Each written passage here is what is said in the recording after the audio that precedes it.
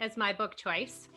And so I have endometriosis, and I have had issues with my period since I started having a period. I've had doctors put me on the pill. I've had doctors when I was maybe in my early 20s tell me I should get pregnant because that would help. I've had doctors tell me to suck it up because it's fine. There's nothing wrong with you. I've even went to see specialists, and the specialist has said, just take double the amount of pain pills because that's all. You can just take that and you'll be fine. I didn't know I had endometriosis. No one mentioned it. And so I'm really angry about it because I only found out because Laird, my partner, and I were having difficulty conceiving. So we went to see fertility doctors. We ended up seeing, so I can list off the things that I have done. I went to an osteopath, a naturopath, 2 different fertility doctors. I had surgery of my right fallopian tubes removed because it was full of chocolate-like fluid. That's actually in the surgical report. It says chocolate-like fluid. I did IUI and IVF for fertility, which nothing worked. It also made me absolutely crazy, which is why we stopped, because I couldn't survive and spent a lot of time really depressed after, but that's a whole nother story. Anyways, in any case, I have always had this issue. So I was listening to, or I might have read it, I don't even know, I was listening to the radio, or I read it on a journal or something, or newspaper article about seeing red.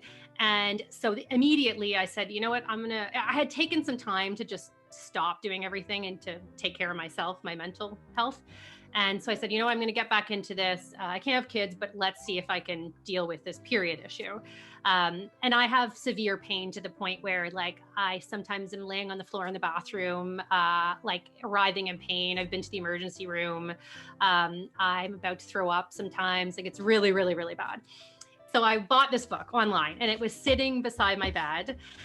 And when Sarah said, hey, would you be part of this book club in which we talk about health and wellness books?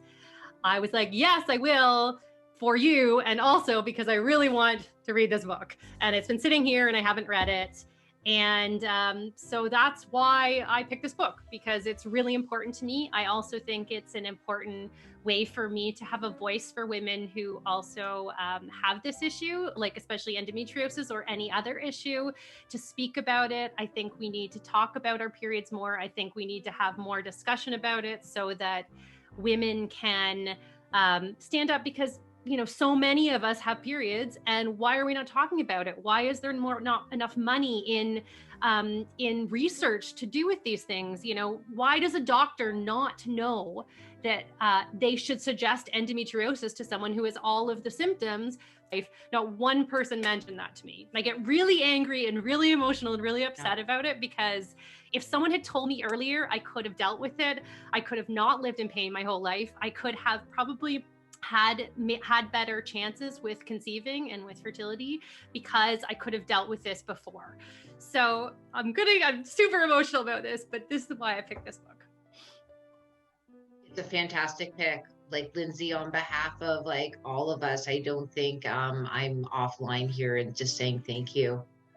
Yeah, it's understandably infuriating. And I would say that any of us who have similar emotional responses, kind of warranted, like, enough, we're done. And yeah, even if just one person listening to this episode is like, I would like to learn more about my health, and I do identify as a woman, then great, well done, because you're right. It's ridiculous and unacceptable. And the thing that's really bad is that it's not even like, it's not just you. You know what I mean? Yeah, it's not so like many. Like this really rare condition, and yeah, you know, like, it's like, I don't even know what the stats are, but it's a large portion. Well, 50% of the population, first of all, have their period. And then I don't know what portion of those people have difficult periods. Well, 10% have endometriosis, I think, is the number. Yeah. That's a huge number for them not to know. Like, there's so little. I'm sorry. I love you, Lindsay. I get angry about this too. There's so little we know why is there not more money put into research and finding out more? Like, and it's like, we do need to talk about this, because nothing's going to change unless people are outraged that nothing's changing. Sorry. Also, the fact that, like, I feel like, family doctors, if you have an issue with your period, they should not be saying whatever they're saying. They should be like giving you to a specialist. Here's a specialist that can help you. I know even when I was 20, I was getting my period every 20 days.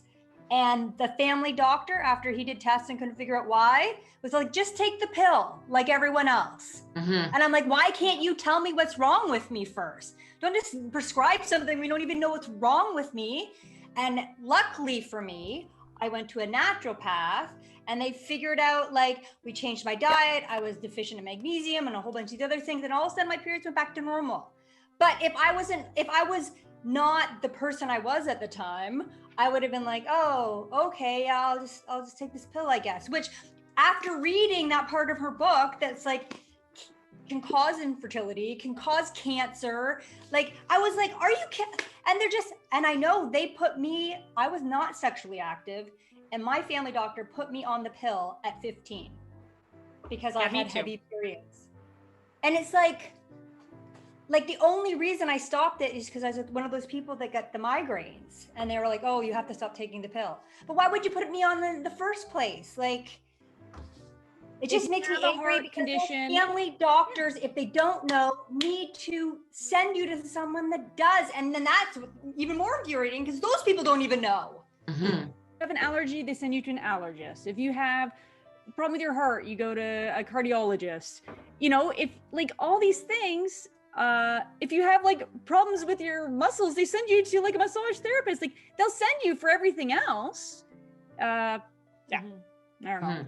Well, there's like a little history behind it, right? Like, I don't even know, but very recently, research wasn't even being performed on women, and the statistics were just transferred. Even still, if most of the medical research is being done on men, and drug trials and stuff are being done on men, how do we know how they're going to react with women? I mean, that's putting us at huge risk. So There's even more reason why we need to understand more about women's biology and be okay to talk about it and include it in studies and stuff. It's not, it overcomplicates the science. It's part of the science. We're half the population, right? Yeah. Like, I don't know. It's a legitimate variable, right? Yes. It's just a reflection of the patriarchy. It always comes back to the fucking patriarchy, you know what I mean? But like, we're moving forward, we're trying to grow whatever, but like, here is another consequence of that kind of a system where, until fairly recently, second-class citizens, And in the book, Kirsten Karchmer says, just because it's common doesn't mean it's normal. And I really liked that she said that, because it's like, just because, And she also goes in really... just because it's common. Tagline. I say it all the time now to my husband, especially this last week, because I'm not getting my period every 23 days. And they're really bad, and I've never had that. I thought it was just perimenopause, and I was trying to research perimenopause, and then I started her book, and I'm like, oh my gosh. So when I was basically hit with another tranquilizer gun with this period, I said to my husband that line like so many times. I'm like, and he's like, yeah, but isn't this like perimenopause? I'm like, it's common, but it's not normal. And he's like, oh. I'm like, I'm going to figure it out. He's like, yeah. Book interrupted. This interruption is brought to you by Strange Things, a self-published children's book written by Anne Amos and illustrated by Leah McBean. Find the digital ebook on Amazon.ca. My interruption is that our daycare provider has tested positive for COVID-19. So she caught it from another daycare family, and now we just have to isolate the children, technically, but I'm also going to just wait and see if we get it or not. So far, we are well, and the exposure for the kids would have been on Tuesday. So yeah, we feel fine, but just the not knowing is a little stressful, I guess. Book interrupted. Most timely intro. I am like in the precipice of period hell. I am swollen. Like, Oh my God. I have jugs right now. I should be doing it topless, talking about the intro. They're gorgeous and they're excruciating. Excruciatingly gorgeous. They're rock hard, but they're like, they look tremendous and fantastic. Why is that happening? You get your period and your boobs perk up? Like, that's a bonus. Yeah, I don't know. It's Like, Oh, yeah. this is great for the thing. Like, they double in size. What? Wow. Yeah, I What go about from a me? B to a D. That's kind of inconvenient. A little bit. for Yeah, the they bra. look gorgeous though, guys. Supply. Like, I'll show you if you You hit have to have the like record 2 button. sets of shirts. You need like, this is Yeah. the. Do you this have shirt 2 for this different week. bras? Like, do you wear different bras? I'm like Bras, maybe? I've become I like don't a think she- rabid non-bra wearer in Yeah. life, so Oh. it just is what it is. So we all should have had our period for this. And then I was like, Oh, actually, yeah. probably not want Can to you have imagine an episode like one day. One day we'll Hey. synchronize, ladies.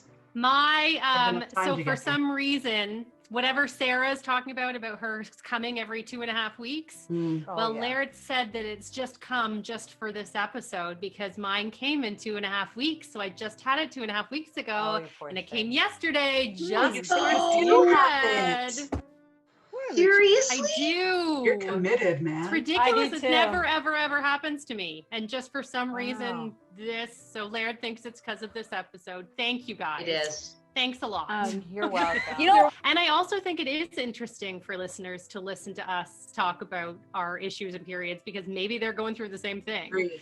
And they might be like, oh, like your question about your boobs. Is it normal that somebody's boobs grow 2 sizes before I'm PMS? Like, is it all these guys, things that I we want don't to show know. you so bad.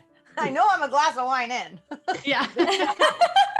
They're cute the rest of the time, but they're gorgeous. Voluptuous. It's even to the point that baby Max notices. And when Leah Oh, yeah, is she's not like, plumped up, everybody she'll go notices. up to Leah and she'll be like, what's this? What's She wants to, this? like, Really? no, She's I like, think this that isn't was. good enough. I told Kara about this the other day, but it was also because she had witnessed B grundling me earlier that day. And What then does I think she grundling thought mean? that's just what we do. It was disgusting and embarrassing. And Max came up and she was like, wanted to like lift my boobs and I didn't know how to like manage it. Like, I didn't want her to be like, no. You let her. Like, ew.